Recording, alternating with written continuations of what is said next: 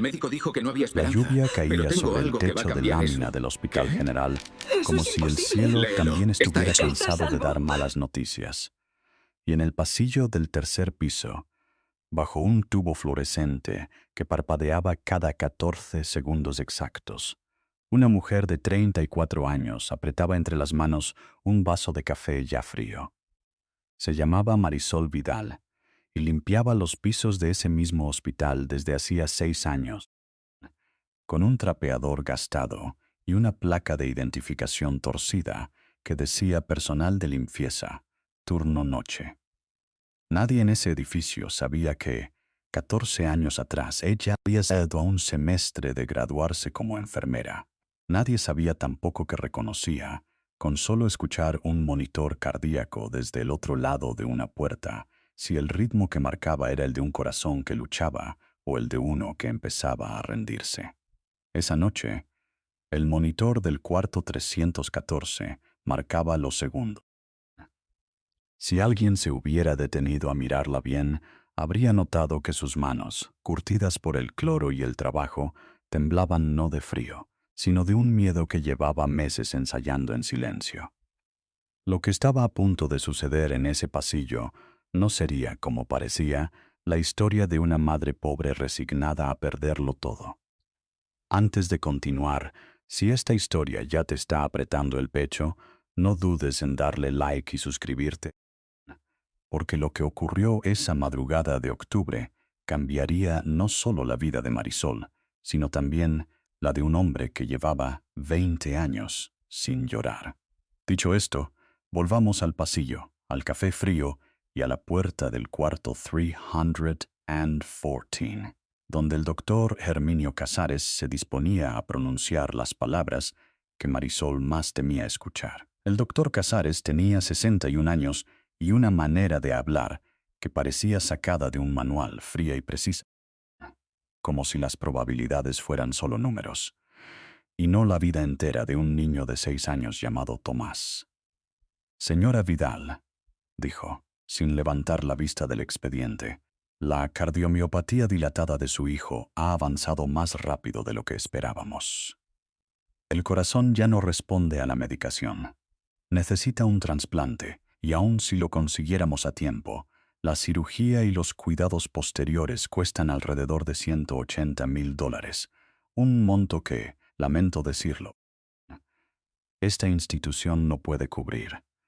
Marisol no lloró en ese momento, porque hacía meses que había aprendido a guardar las lágrimas para cuando estuviera sola, en el cuarto que rentaba detrás de una tortillería, con Tomás dormido y la única luz encendida siendo la de un reloj de pulsera colgado de un clavo en la pared.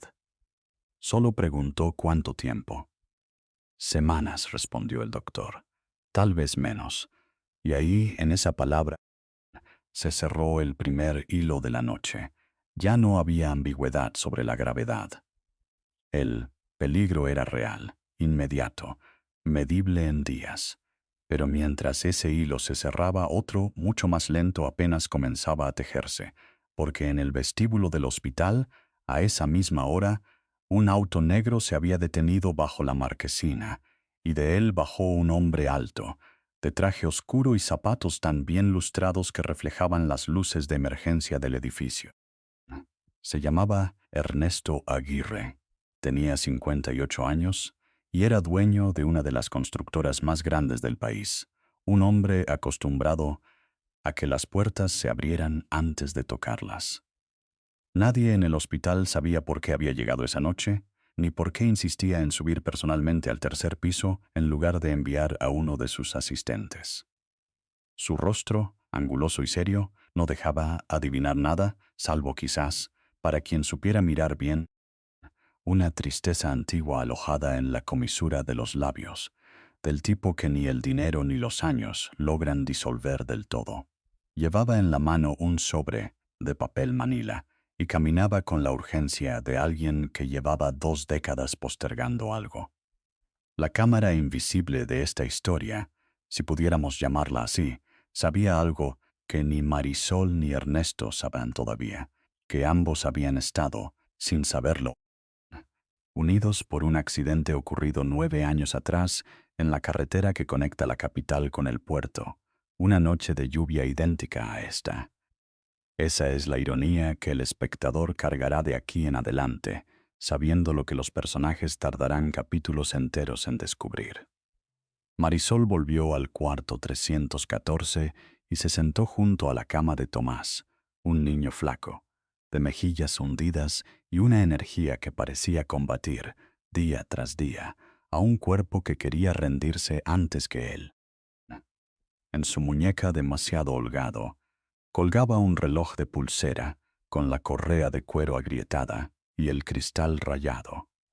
Un reloj que ya no marcaba bien la hora, adelantado siempre unos minutos, como si el tiempo dentro de él también se negara a avanzar en orden.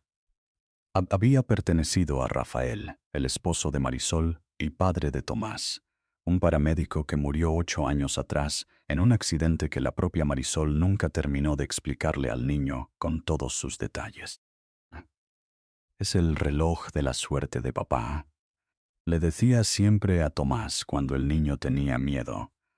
«Mientras lo tengas puesto, alguien está cuidando de ti aunque no lo veas». No era del todo una mentira, aunque Marisol tampoco sabía, esa noche, cuánta verdad literal escondía esa frase. Mientras tanto, en la administración del hospital, Ernesto Aguirre entregaba el sobre Manila a la directora médica, la doctora Fuentes, una mujer de trato seco que llevaba años lidiando con donantes que exigían reconocimiento público a cambio de sus aportes. Pero Ernesto no pidió ninguna placa con su nombre, ni una foto para el boletín del hospital. Solo dijo: «Quiero revisar los expedientes de los niños con insuficiencia cardíaca que están en lista de espera esta semana. Todos, sin excepción». La doctora Fuentes, desconcertada, preguntó por qué. Ernesto tardó en responder, y cuando lo hizo, su voz sonó más baja, casi quebrada. «Porque hace 20 años, mi hijo murió esperando un corazón que nunca llegó a tiempo, y desde entonces me prometí que, si alguna vez tenía el poder de cambiar ese final para otra familia, no lo dejaría pasar». No era la primera vez que lo decía en voz alta, pero sí la primera vez en mucho tiempo que lo decía sin que la voz se le quebrara del todo antes de terminar la frase. Aquí se abre entonces el segundo gran interrogante de la noche, uno que corre en paralelo al primero. Si el peligro inmediato es el corazón de Tomás, la pregunta que empieza a latir por debajo es otra, más honda, más lenta de responder. ¿Qué fue lo que realmente le pasó al hijo de Ernesto Aguirre? ¿Y por qué la culpa parece perseguirlo como una sombra que ni su fortuna ha logrado espantar? Para entender a Ernesto Aguirre había que retroceder 20 años, hasta una habitación de hospital muy distinta, con paredes recién pintadas y aire acondicionado que sí funcionaba, donde un niño de 8 años llamado Mateo esperaba, también él, un corazón que nunca llegó a tiempo. En aquella ocasión el dinero no fue el problema. Ernesto había comprado, literalmente, cada tratamiento disponible en 3 continentes, había fletado un avión privado para trasladar especialistas desde Houston y desde Zúrich. Había firmado cheques que ningún otro padre en ese pabellón hubiera podido siquiera imaginar. Y aún así Mateo murió una madrugada de enero, con su padre dormido en una silla incómoda a su lado, sin que ningún monto de dinero hubiera logrado torcer el orden en que llegan o no llegan los órganos disponibles.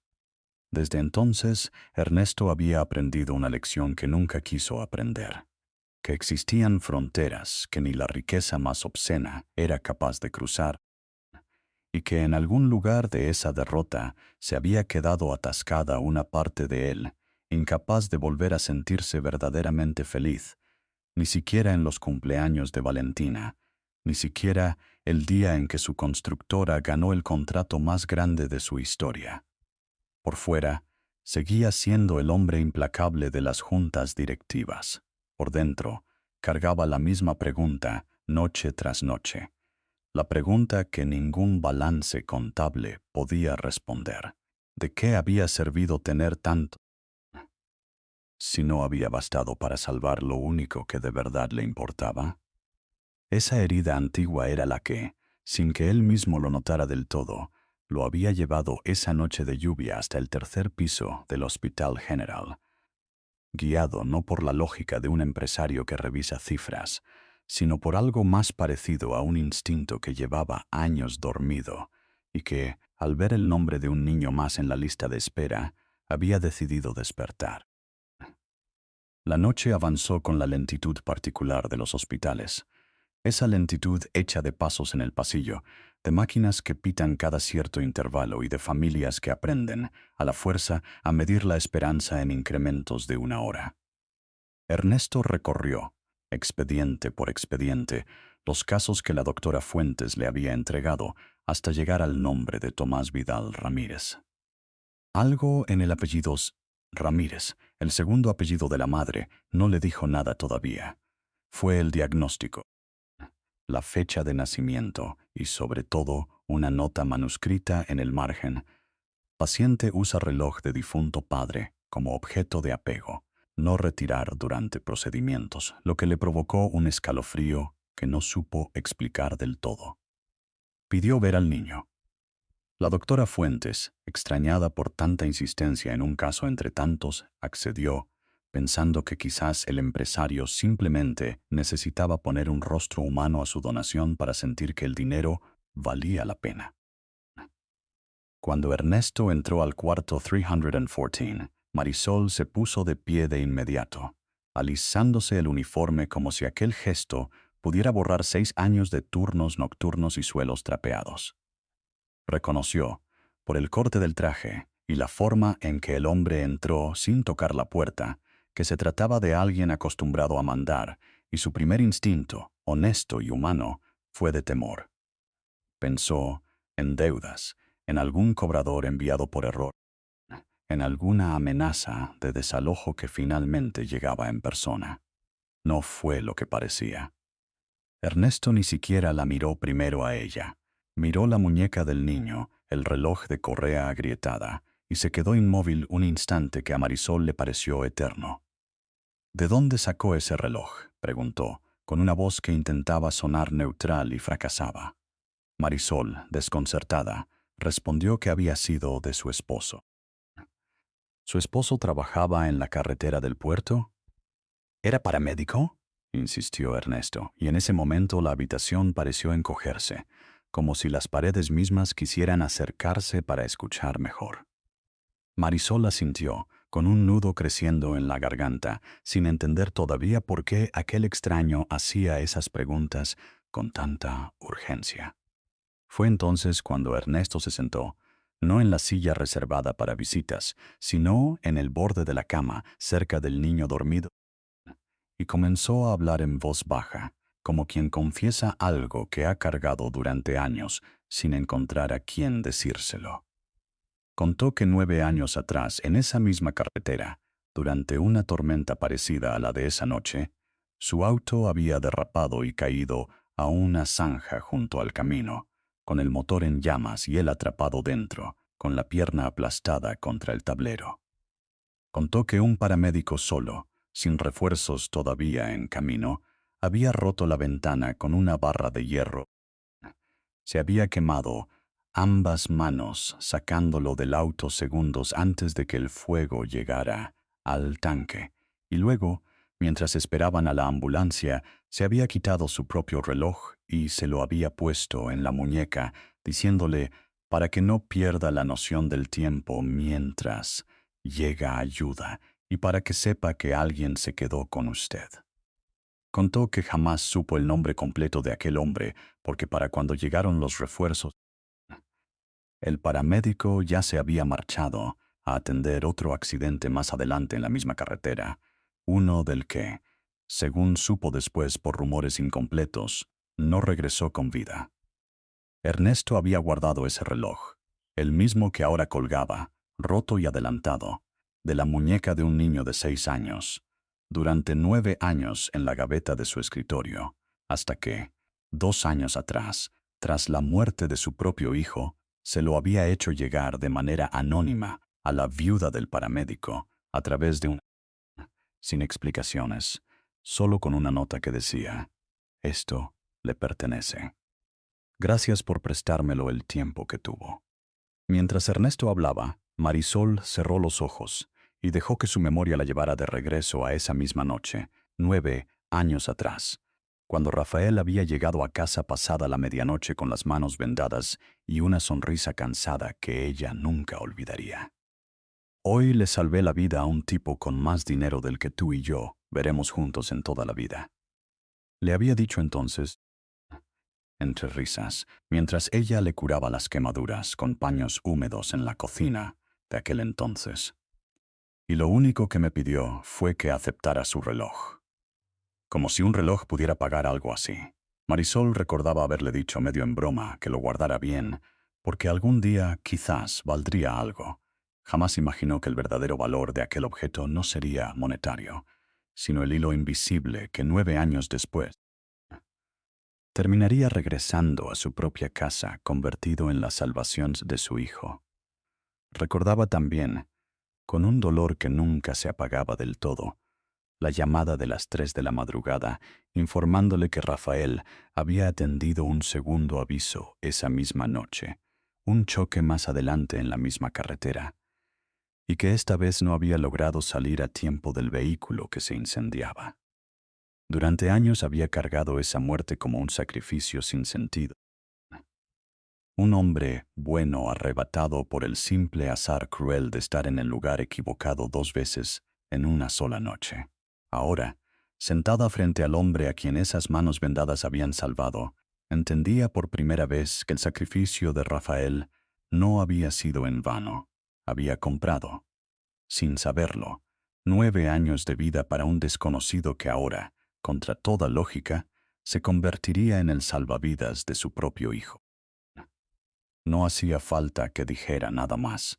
Aquel reloj, que ella creía una posesión antigua de Rafael, en realidad había regresado a sus manos por un camino que jamás imaginó, devuelto por un desconocido a quien su esposo había salvado la vida la misma noche en que, según le habían dicho las autoridades, murió atendiendo un segundo incidente en la misma vía. Nunca antes había conectado esos dos hechos, y aquí se cierra el segundo hilo, el más lento, el que llevaba 9 años tejiéndose sin que nadie lo supiera. El hombre en traje negro no era una amenaza ni un donante cualquiera, sino la persona viva gracias al sacrificio del hombre que Marisol había amado y cuya muerte nunca terminó de encajar del todo hasta esa noche.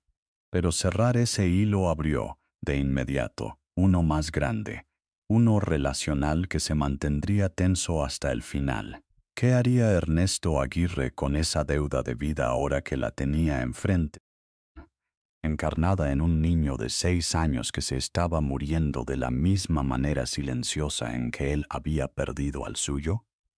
Los días siguientes transcurrieron con una intensidad distinta a la de las semanas anteriores. Ernesto no se limitó a firmar un cheque y desaparecer, como Marisol, con cautela aprendida a fuerza de decepciones, había temido en el fondo.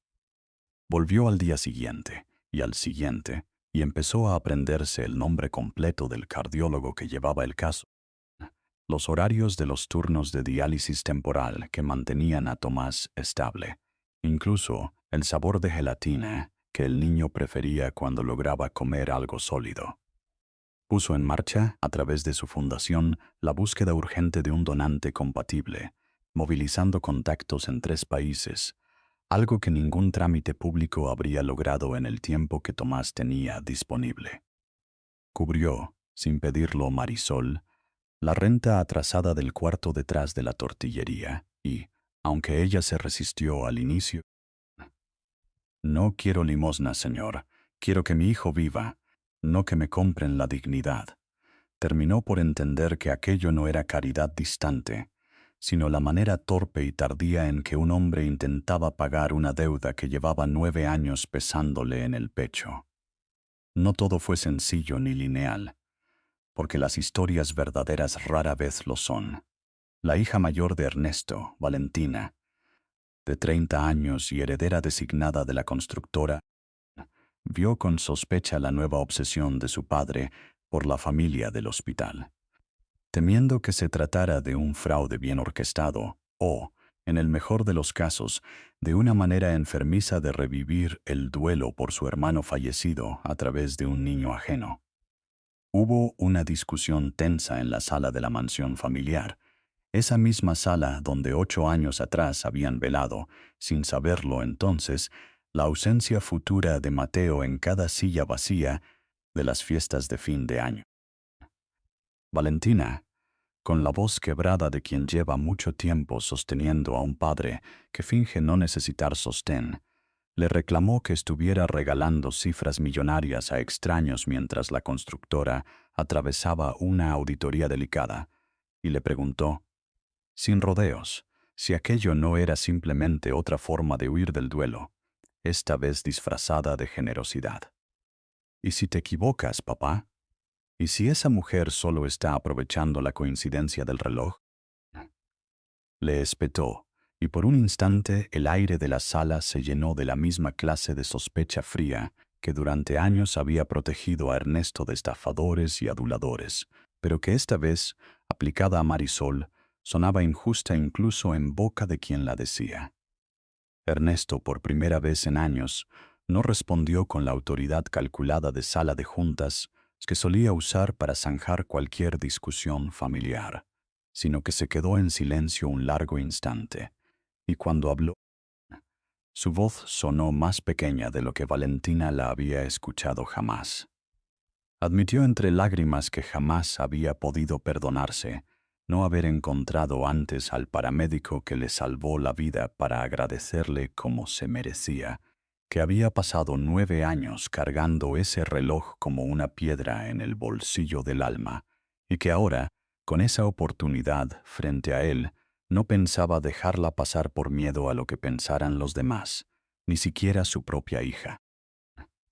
Valentina, conmovida a su pesar, terminó acompañando a su padre al hospital, y fue ella quien, con sus contactos en una clínica especializada en el extranjero, ayudó a acelerar los exámenes de compatibilidad que finalmente identificaron un corazón disponible proveniente de un donante en una ciudad vecina, un niño de la misma edad que Tomás, fallecido en un accidente doméstico, cuyos padres, enterados de la historia, aceptaron donar sin condiciones al enterarse de que salvarían la vida del hijo de la viuda de un paramédico caído en servicio. El camino hasta ese donante, sin embargo, no fue directo. 2 semanas antes, un primer candidato había aparecido en un hospital de la capital, un corazón que en apariencia cumplía con todos los parámetros de compatibilidad, y durante casi 48 horas, Marisol permitió que la esperanza creciera sin control. Incluso llegó a comprarle a Tomás un balón de fútbol nuevo, para cuando estés recuperado, un gesto pequeño que después le costaría deshacer en silencio cuando los exámenes incompatibilidad de tejido que ningún médico había previsto. Fue un golpe que estuvo a punto de quebrar lo poco que quedaba en pie.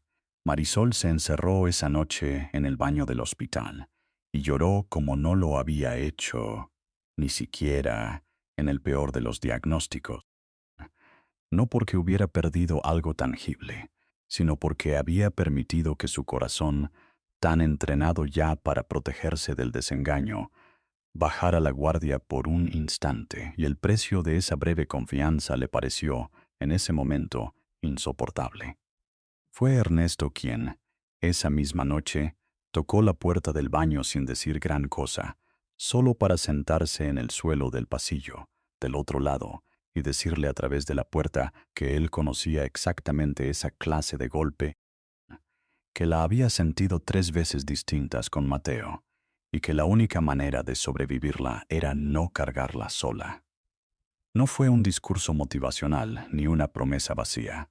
Fue simplemente la compañía silenciosa de alguien que entendía el peso exacto de esa clase de derrumbe y que decidió quedarse sentado en el suelo frío de un pasillo de hospital el tiempo que hiciera falta. La noche antes de la cirugía, Marisol se sentó junto a la cama de Tomás como lo había hecho tantas veces, pero por primera vez en meses permitió que las lágrimas cayeran frente a él, no de tristeza, sino de un alivio tan grande que no cabía en el pecho sin desbordarse. Le quitó con cuidado el reloj de la muñeca, porque los médicos así lo requerían para la cirugía, y se lo puso a sí misma, sintiendo bajo los dedos el cristal rayado y la correa agrietada como quien toca una reliquia. «Cuando despiertes», le susurró al niño, «te lo voy a devolver, y esta vez sabrás toda la historia de quien te cuidó incluso antes de que nacieras». Ernesto, que había insistido en quedarse esa noche en la sala de espera en lugar de su cómoda casa, escuchó esas palabras desde la puerta entreabierta, y por primera vez en 20 años sintió que el peso en su pecho se aligeraba, no porque el dolor por su propio hijo hubiera desaparecido, sino porque, por fin, ese dolor encontraba un lugar donde convertirse en algo útil. La mañana de la cirugía llegó cargada de un silencio distinto al de las semanas anteriores, un silencio que ya no era de miedo puro, sino de una espera casi sagrada, la clase de calma tensa que solo conocen quienes han aprendido, a fuerza de golpes, que la esperanza también puede doler si se sostiene con demasiada fuerza. Marisol llegó al hospital antes de que saliera el sol, con el cabello recogido apresuradamente y una bolsa de tela donde guardaba, además de un cambio de ropa para Tomás, la fotografía arrugada de Rafael que solía llevar consigo en los días difíciles. Ernesto la esperaba ya en el vestíbulo, sin su chofer, sin sus asistentes, vestido esta vez no de traje oscuro, sino de una simple camisa azul que Valentina le había insistido en ponerse para que, por una vez, no parezcas que vienes a firmar un contrato, papá. El detalle no pasó desapercibido para Marisol, que reconoció en ese pequeño cambio de vestuario algo que valía más que cualquier declaración. La señal silenciosa de que aquel hombre ya no estaba ahí en calidad de benefactor distante, sino como alguien dispuesto a esperar, incómodo y humano, junto a ella. La cirugía duró 7 horas y 14 minutos, un dato que Marisol memorizaría para siempre, porque durante ese tiempo aprendió.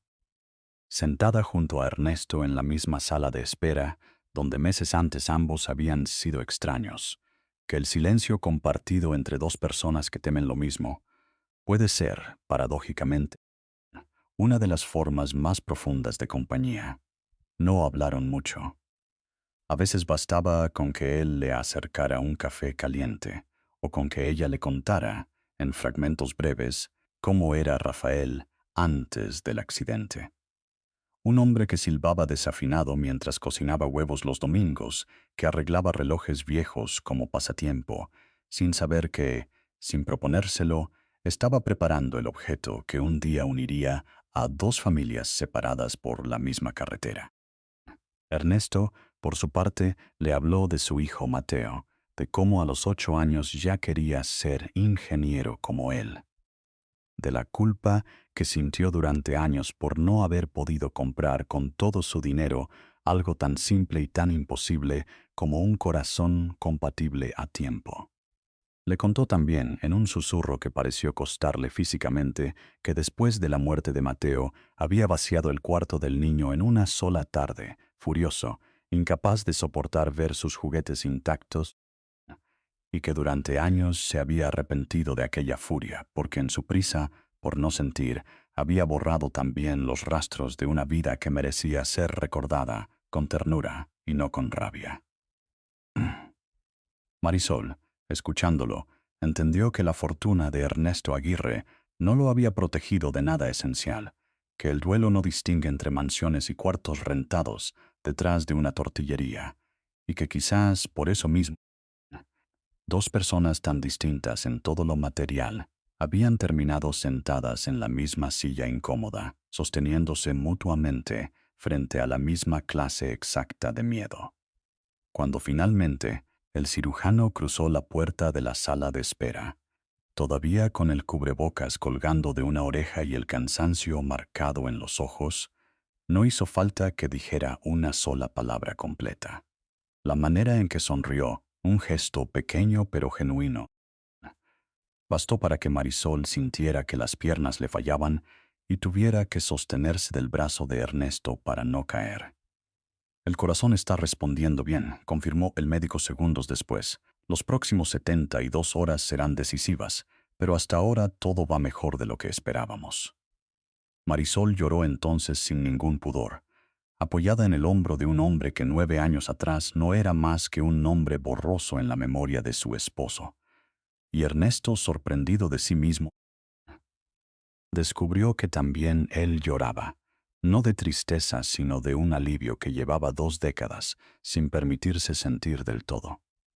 Meses después, cuando ya el otoño había dado paso a un invierno inusualmente templado, Tomás corría, todavía con cautela, todavía bajo supervisión médica, pero corría por el jardín trasero de una casa nueva y modesta que la fundación de Ernesto había ayudado a conseguir para Marisol, no como regalo, sino como parte de un programa formal de becas para familias de trabajadores del hospital que ella misma, meses más tarde, ayudaría a diseñar, a los 35 años, los estudios de enfermería que había dejado inconclusos 14 años atrás.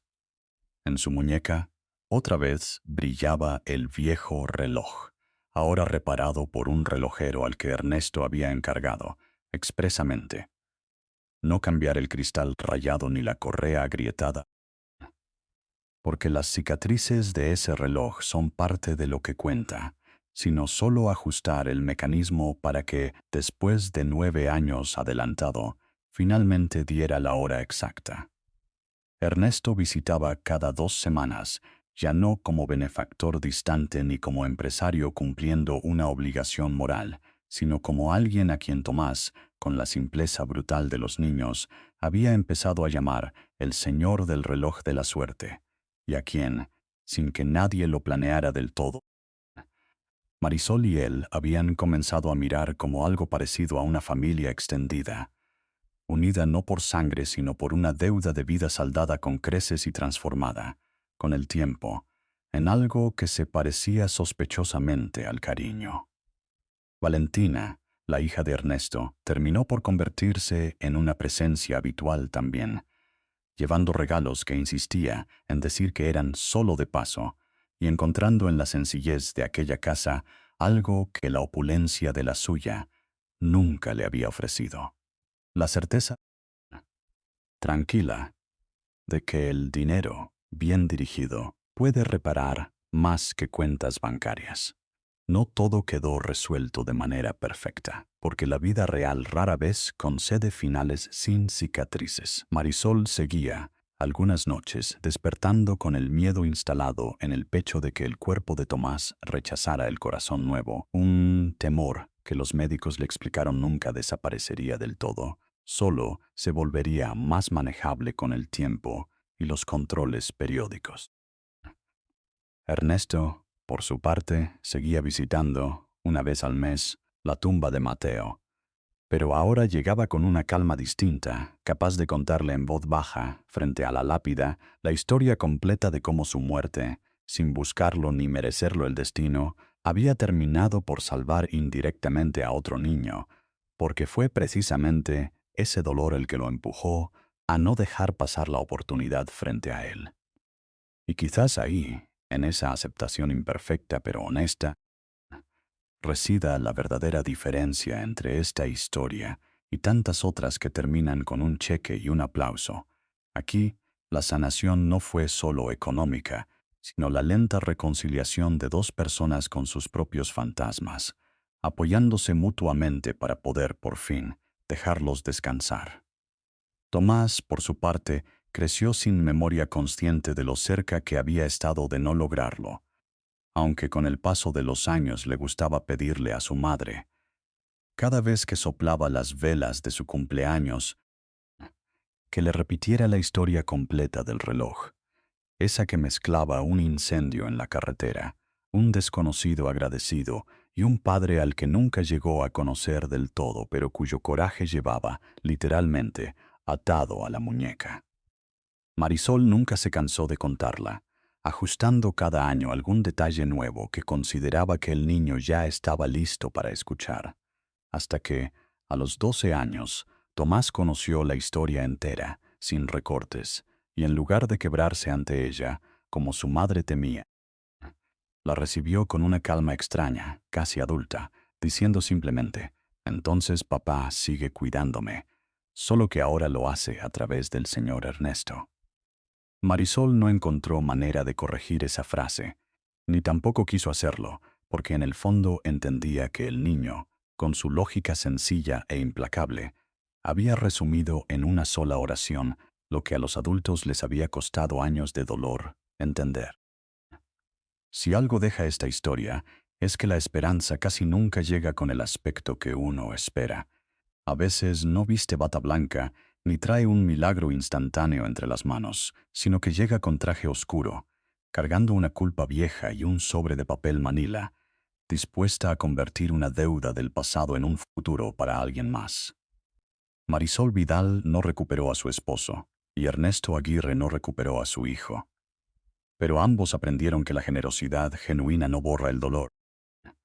Simplemente le da un lugar donde ser útil, y que un acto de bondad, por pequeño que parezca en el momento, un reloj entregado en medio de un incendio, una promesa cumplida 9 años después, puede tejer, sin que nadie lo planee, la red que sostiene a otra familia cuando más lo necesita.